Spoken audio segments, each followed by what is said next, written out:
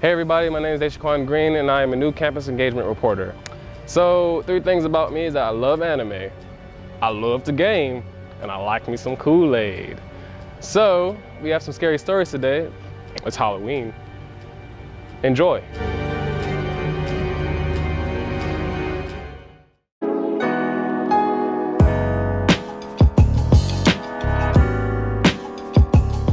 Last summer, one of our my mom's friend's daughter was visiting us, and she's really into paranormal things. She likes dark places. She likes to know if there's spirits anywhere. She likes to do sketch things, like play with Ouija boards and things like that. So one of these days, me, my brother, and her little brother thought it would be a great idea, because our parents weren't home. They all went to work. My mom was at work. Her mom was at work. None of the adults were home. So we thought it would be a great idea to get a Ouija board out and trying to contact her dead uncle. So it was around 7 p.m. in the evening, and we all decided to get together at her place. We turned off all the lights, and we took out our Ouija board and we kind of read through the rules, and we made sure that we weren't breaking any, because horror movies teach you things, right? And we take out the board and we're all in a circle in the living room, and we started to ask questions, and surprisingly, the little dial, it moved, and we thought we were just joking around, so I didn't say much because I was like, oh, they're just kidding around. And it kept moving until we realized that it was none of us that were moving it. I was freaked out to the point where I left them in the room and I went to the bathroom by myself. I was like, if you guys want to deal with this, do it, but I'm not getting into this, because my mom's really like superstitious about ghosts and stuff. So I went into the bathroom, and a few minutes later I just hear them scream, and her little brother ran to me in the bathroom, and him and I are just in the bathroom, and the lights went out, and we thought it was because the weather was bad outside and stuff, and we didn't think of it much. But it was like a lot of weird things were happening. The lights would randomly go out and come back again, and things were kind of randomly moving, not to the point where you would notice it unless you were really trying to. And after that, my friend Kushi, she ran up to me and she was like, I saw my dead uncle. And I was like, no, you didn't, because this is not a legit Ouija board. And she kept telling me that she did, and we kind of just like brushed it off until later at night we all went home.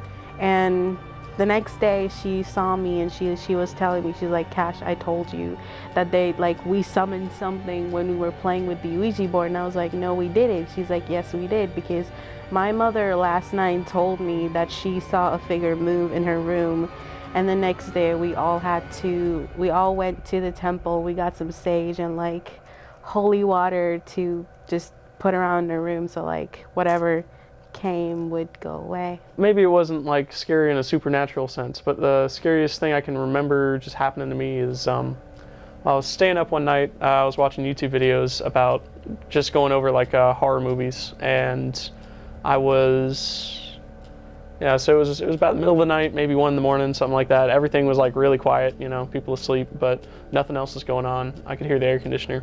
And so I'm like, okay, I'm thirsty. I get up, I start listening to, it was like the soundtrack from, what was it? Snow White and the Huntsman? It was like the old Disney movie, that had Emma Stone or something.